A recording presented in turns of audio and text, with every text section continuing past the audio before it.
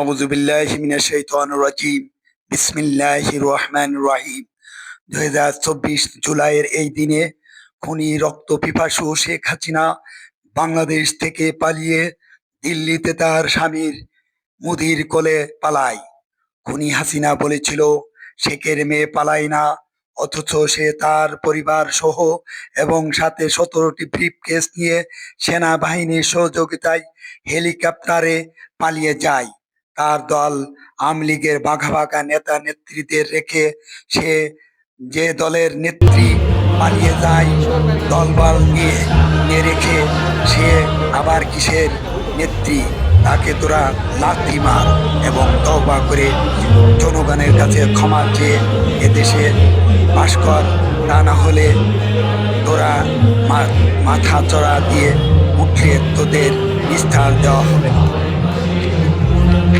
আজ সেই আগস্টের 5 তারিখ, এই দিনে বাংলাদেশ নতুন করে স্বাধীন হয়।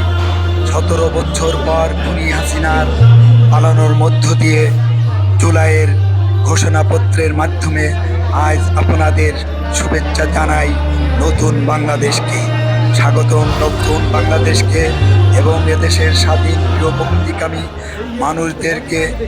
জুলাইয়ের 19 তারিখের আমি যখন যুদ্ধে যাই, আমাকে গুলি করা হয়েছিল, আল্লাহ আমাকে হেফাজত করেন।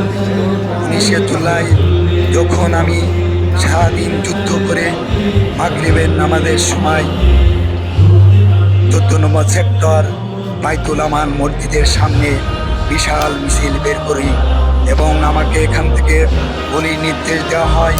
পরের দিন কার্ফু ভেদ করে 20শে জুলাই আবার এই মসজিদের সামনে থেকে মিছিল বের করি। আমাকে গুলির নির্দেশ দেওয়া হয়েছিল, বিভিন্ন ধরনের থ্রেট দেওয়া হয়েছিল। আল্লাহ যেন আমাকে মুগ্ধ এবং মুগ্ধ যেভাবে শহীদ হয়েছেন, সবাই আমার জন্য দোয়া করবেন, আমি যেন যুদ্ধ ও সংগ্রাম করে শহীদ হতে পারি। আমিন। এদেশের জনগণের জন্য কিছু কাজ করে যেতে পারি। বাংলার জমিনে ইসলামী রাষ্ট্র কায়েম করার জন্য বাংলাদেশ জামাত ইসলাম যে কাজ করে যাচ্ছেন, আপনারা বাংলাদেশ জামাত ইসলামকে ভোট দিয়ে এদেশের জনগণকে শান্তি, নিরাপত্তা, বিভিন্ন ধরনের খুন খারাপি, দস্যুবৃত্তি, চাঁদাবাজ থেকে রক্ষা করুন।